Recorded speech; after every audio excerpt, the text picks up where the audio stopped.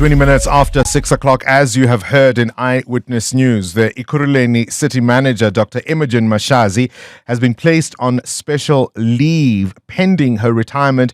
She's reaching the age of 65. But there's been growing tension between Mashazi and the city because she refuses to step down before completing her term of office. And that refusal, the city says, is in direct conflict with the Municipal Systems Act, which requires someone in her position to retire a month after turning 65. She joins us now to explain why she will not leave. A very good morning to you, Dr. Mashazi, and I appreciate your time this morning. Good morning, Bongani, and good morning to your viewers. So, have I got it right that you are meant to retire at the age of 65? The city wants you to go, but you don't want to leave. Do I have it right? No, you don't have it right. I'm retiring. If you recall very well, I think it was all over the show. I had my final engagement with the officials in May. I think the date was the 7th of May, where I indicated that I'll be retiring end of July when I'm reaching 65. The notion that I do not want to retire, it is not correct. What is a challenge around the whole thing? Council took a resolution where they acknowledged that I must retire at the age of 65. But unfortunately, they put a suspension, a clause where they're saying I must take special leave for the 2 months, that is June and July, before my retirement. And I was baffled by this resolution because when we put somebody on special leave, it means this person has some allegation of, you've investigated the person, she has some financial misconduct and so forth. There's nothing like this. It's about council not wanting to pay me the remainder of my term. Remember, council appointed me for 5 years. My contract is ending in 2027. And we have done everything. I was appointed in 2022 by the executive mayor, Tanya Campbell. And she did the right thing because my records were all there. All councillors, they knew that I will turn 65 before the end of the contract. And Section 41 and 42, 41 1 and 41.2 is the regulation of the System Act. Indicates clearly that if you reach the age of 65, you need to vacate the position, you need to retire, in fact.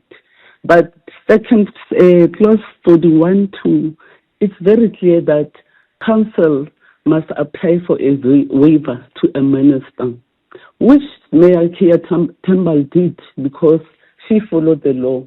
She wrote to the minister in 2022 to request the minister to give us a waiver so that I can work beyond 65.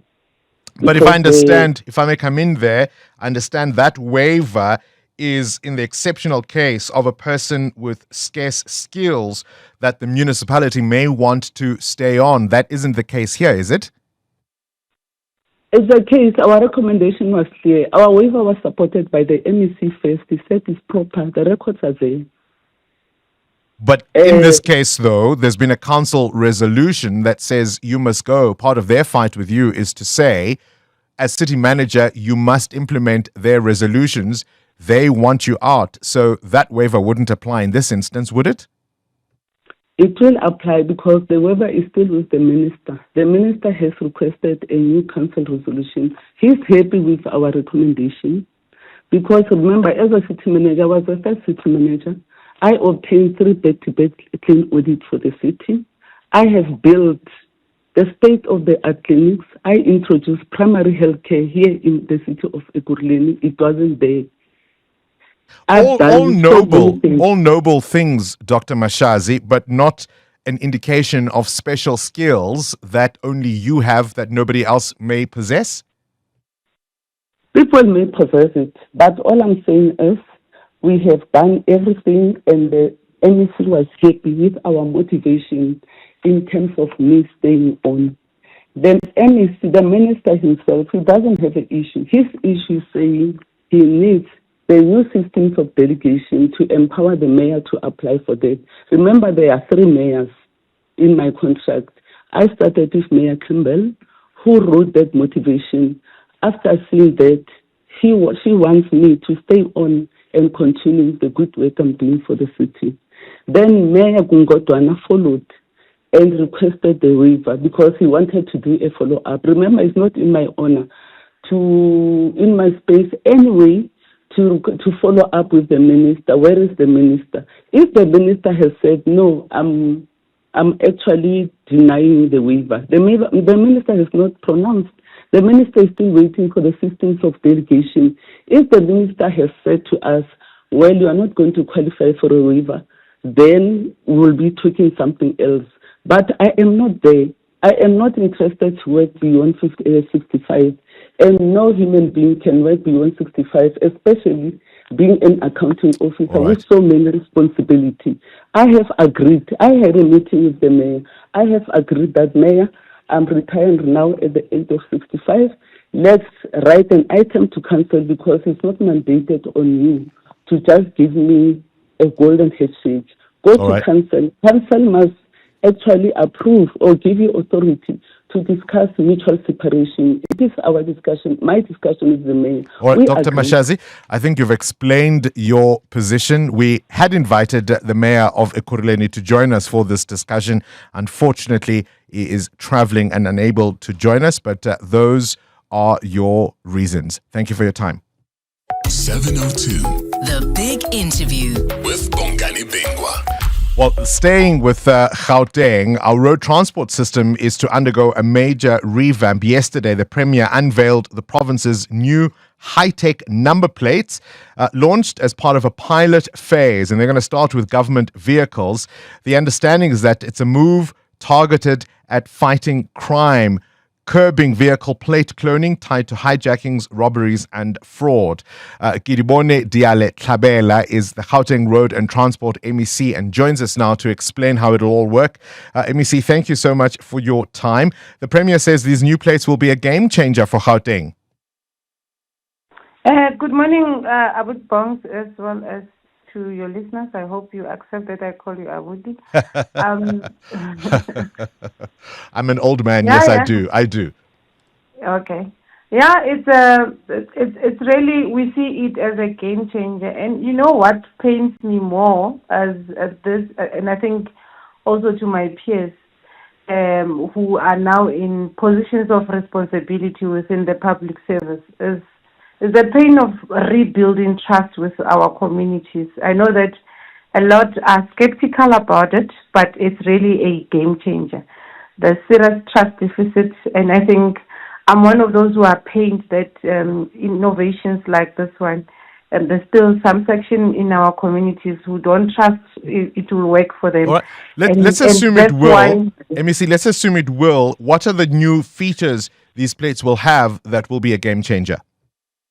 One of the things that we sort of did not, we were not in charge of, is who sells on our behalf as government this number plates.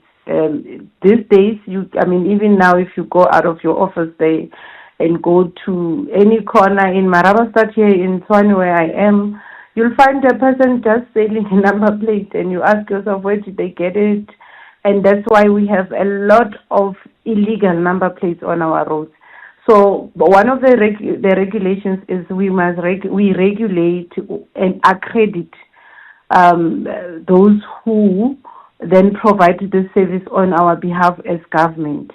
And so one, the blanker, which is a manufacturer in this case, should be accredited. Two, the embosser should be an accredited thing. So this number plate, on it has a QR code that will show you who's an embosser, who's a blanker of that particular number plate. Yeah, Abud Bongani. As well as a QR code that then gives you the details of the vehicle that will also include who's the owner of that vehicle, what color is the vehicle of that number plate, the VIN number, and as well as the model of the vehicles, the details about the vehicles. So, MEC, will all current license plate holders have to change their plates once this is now into a permanent phase? Will we all have to replace our existing license plates as Gauteng motorists, and how much will it cost? Unfortunately, we'll have all of us at some point in Gauteng would have to migrate to that new system. Remember, this is a system also linked with our law enforcement agencies, Sure. including our transport management command center. And unfortunately, for all of us, we'll have to migrate because remember, we're faced with a challenge of crime. Once we deal with it, we are all good to go. Completely understand. MEC, how much will it cost? We are currently piloting it. You understand that we had to work with the CSIR in developing the model and the kind of a new number plate. We work closely with the industry itself that is busy with this, and we are now in piloting, testing it. So you don't have a price tag yet? We don't have a price tag yet, but you would know that there's user pay principle that governs us in South Africa, and I think this is not more about what does it cost, it's more about how do we make sure that we deal with crime and ensure that the citizens are safe. And that's why my pain now is to rebuild trust of citizens on government. All right, appreciate your time. The MEC for Road and Transport in Gauteng, Kiriboni Diale Tlhabela.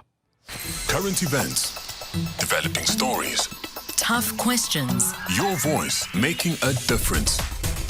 This is Breakfast with Bongani Bingwa.